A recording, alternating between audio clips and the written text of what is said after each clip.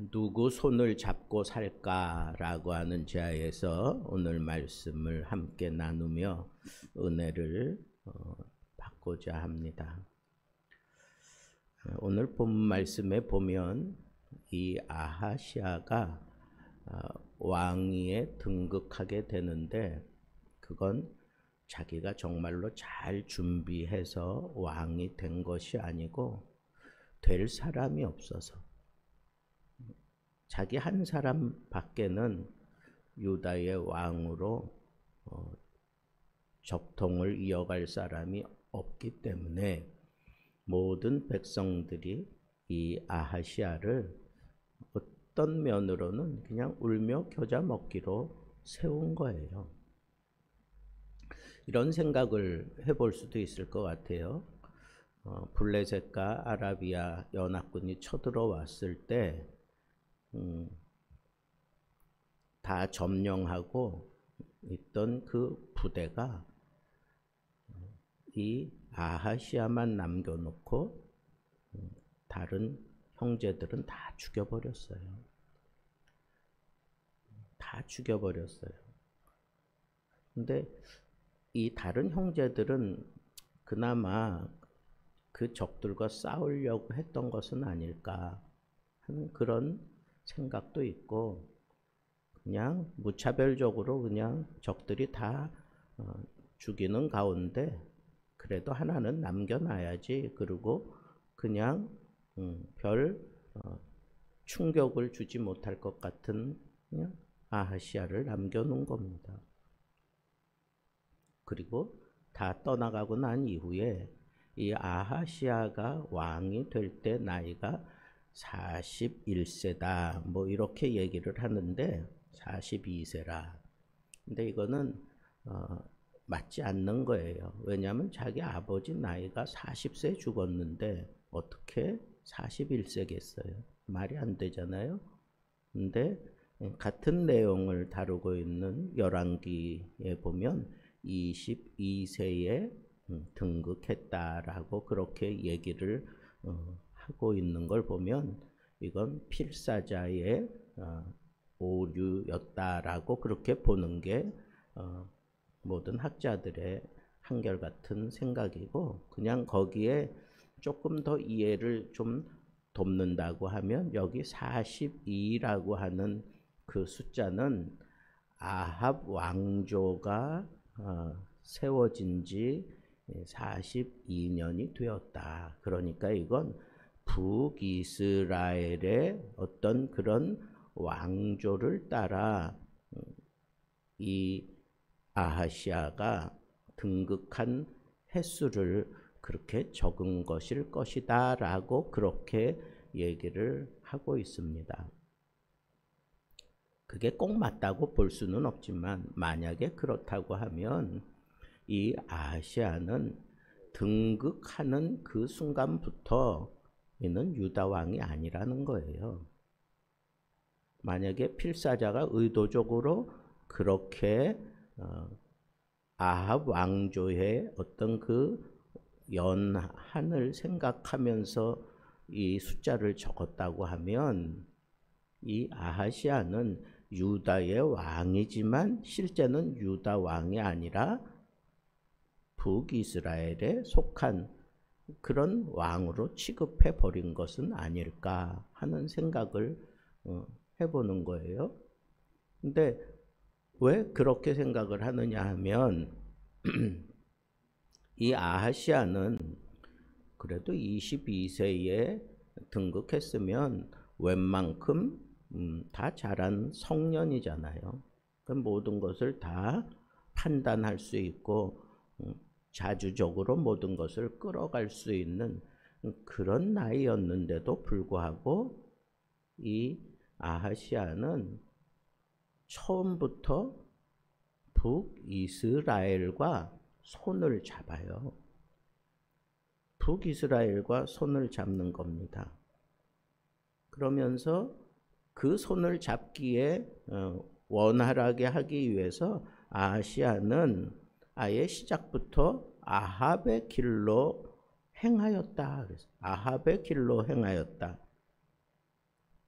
그리고 아합의 가르침을 따라, 아합의 집의 가르침을 따라 악을 행했다. 그렇게 성경에 계속 얘기하고 있습니다.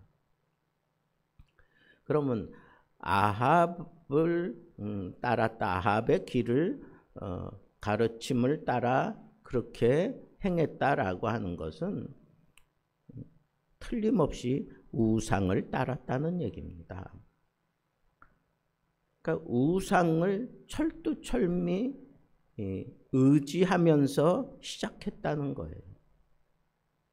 그러니까 이 아하시아는 기댈 때라고는 유다의 어떤 백성들 그리고 그 지도자들이 아니라 자기가 생각할 땐 가장 강력한 힘은 북이스라엘이라고 생각을 했던 거예요. 근데 어떻게 이렇게 말도 안 되는 그런 행보를 할 수 있었을까? 그에 대한 단서가 3절에 나옵니다. 아하시아도 아합의 길로 행하였으니 그 이유가 뭐냐? 이는 그의 어머니가 꾀어 악을 행하게 하였음이라. 그러니까 이 아하시아는 철두철미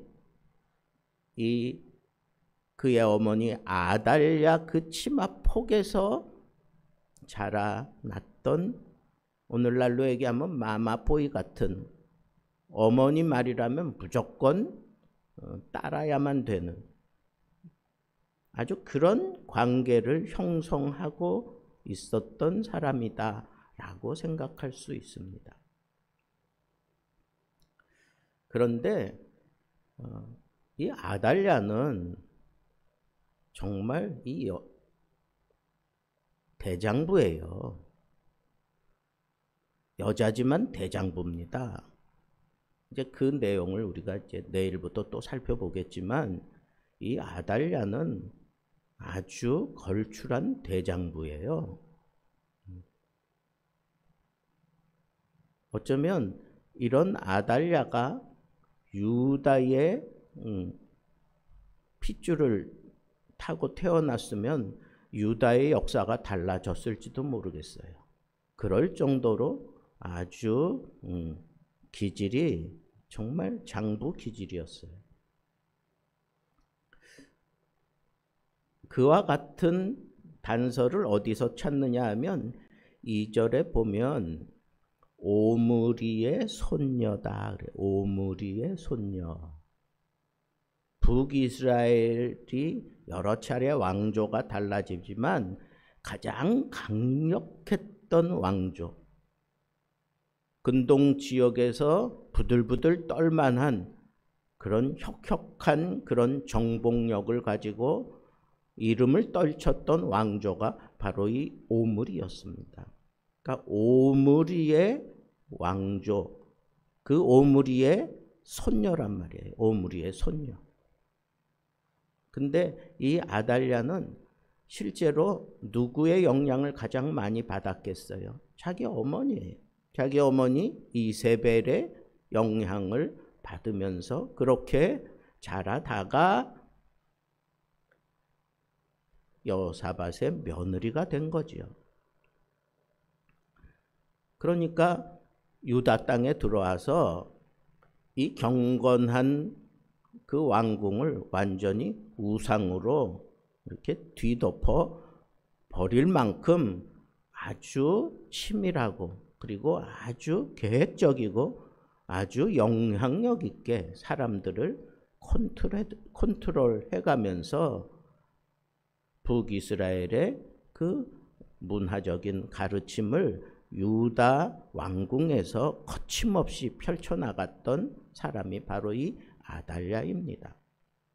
그럴 정도면 자기가 받아낸 이 자식들에 대해서는 뭐 이루 말할 수 없을 만큼 아주 철두철미하게 아합의 가르침, 그 북이스라엘의 가르침을 집어넣고 그저 말 한마디만 하면 가서 악을 행할 수밖에 없는 그런 정도로 이 관계를 유지하고 있었던 것을 우리가 알 수가 있고, 자 보세요. 아하시아가 아합의 집의 가르침을 따라 이스라엘 왕 아합의 아들 요람과 함께 길르앗 라못으로 가서 아람 왕 하사엘과 더불어 싸우더니 그랬어요. 아합이 여호사밧을 데리고 길르앗 라못 전쟁을 벌였는데, 이번에도 그 아합의 아들 요람이 이 길르앗 라못을 지켜내기 위해서 전투를 할 때 이 요람이 아하시아에게 부탁한 게 아니에요. 여기 보니까 그 아하시아의 엄마 이 아달랴의 가르침을 따라 길르앗 라못으로 가서 거기서 이 전투를 벌이게 되었다라고 얘기하고 있습니다. 그런 걸 보면 이 어머니의 이 치마 정책이 이 아하시아에게 아주 굉장히 깊게 파고들었다라고 우리가 얘기할 수밖에 없습니다. 아니, 자식이 어머니에게 순종하고 어머니 말을 듣는 거, 그거 당연한 거지요. 그러나 20세가 22세가 되어서도 어머니가 하라는 대로 뭐 한마디 토도 안 달고 무조건 예스 그러면서 그렇게 움직여야 된다? 더군다나 자기가 지금 유다의 왕인데, 그런데도 그냥 어머니가 하라 그러면 무조건 해야만 되는 그런 관계가 형성되어 있었던 왕이 바로 이 아하시아 왕이었습니다. 참 어머니의 영향이 대단하지요.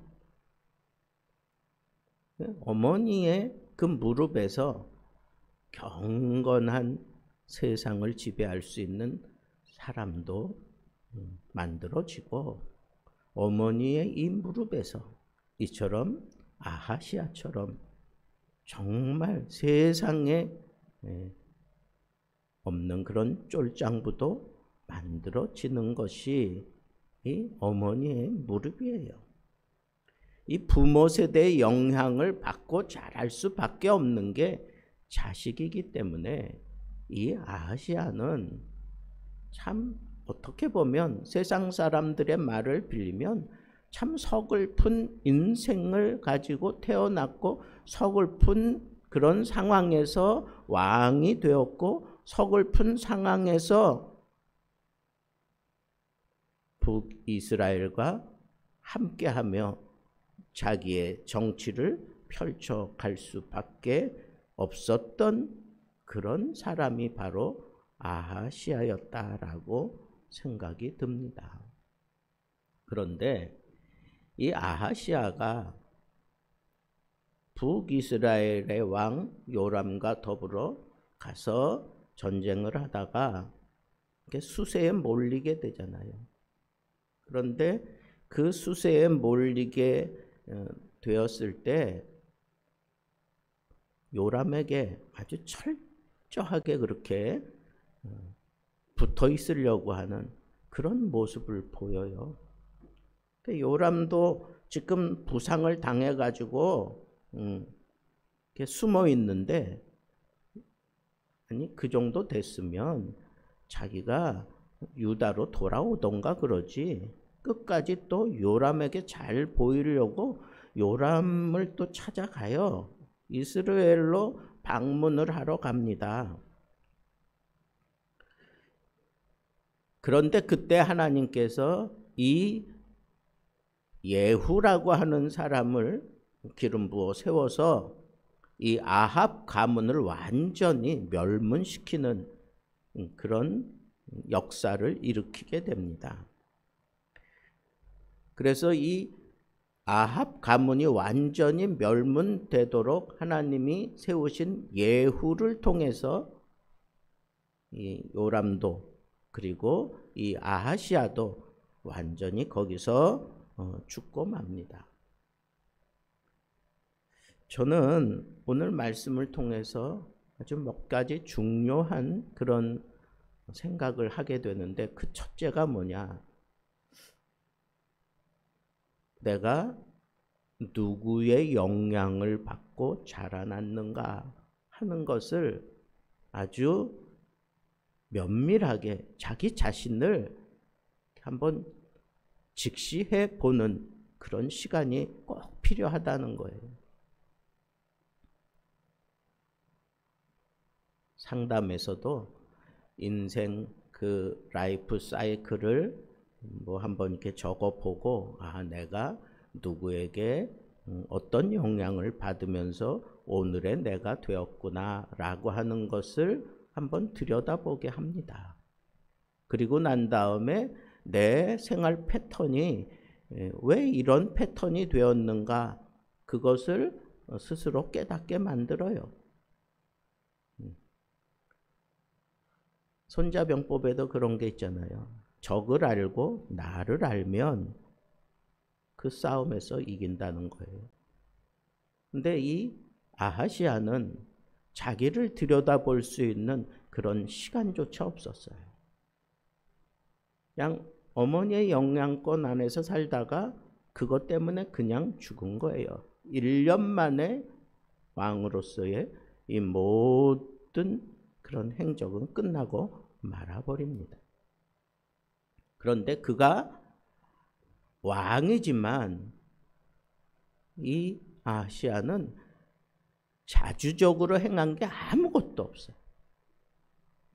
자기 스스로 판단해가지고 뭐 결정하고 뭐 행동하는 게 아무것도 없어요.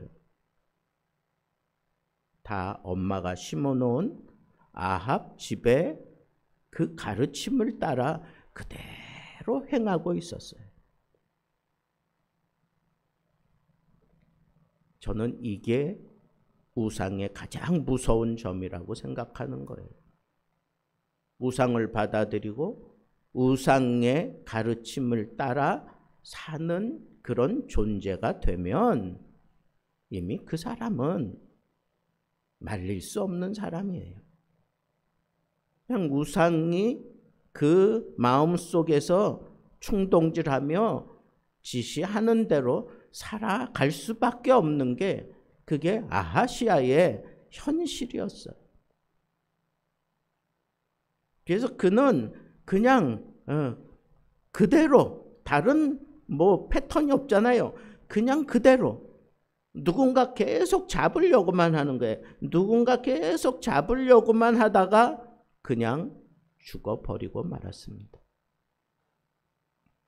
그 잡으려고 하는 건 의지하려고 하는 거죠. 손을 내밀어서 그 든든한 어떤 보호함을 받고 그 손을 잡고 있을 때 자기가 안심이 되고, 그럴 모습으로 아예 다듬어져 있었던 우상에 철두철미하게 그렇게 물들어 있었던 왕이 유다 왕이었고 아하시아였다.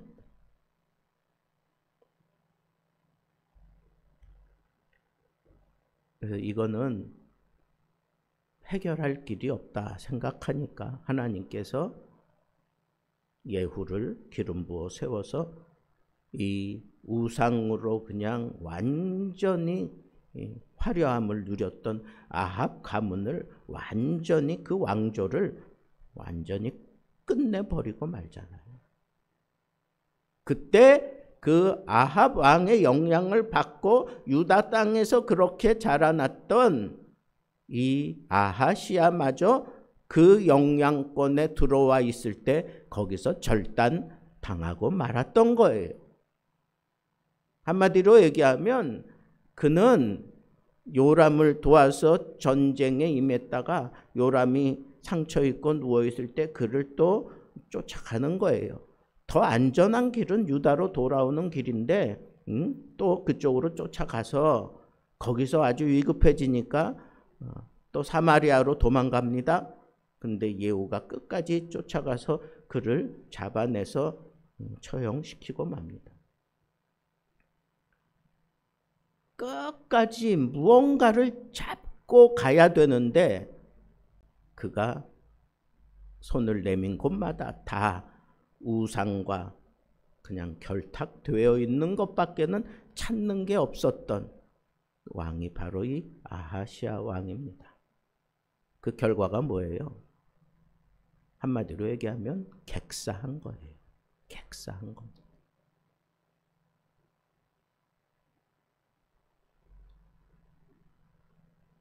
여호사밧의 경건한 유다의 왕 여호사밧의 아들이다라고 해서 그를 장사 치러줬다 그렇게 얘기하는데 어떻게 다른 표현을 하자면 어떻게 여호사밧의 후손으로서 이와 같은 일을 할 수가 있느냐라고 하는 그런 안타까움 혹은 비아냥거림으로 이 아하시아는 객사했고 이렇게 계속해서 그렇게 조롱받는 그런 사람이 되고 말았습니다. 분명합니다.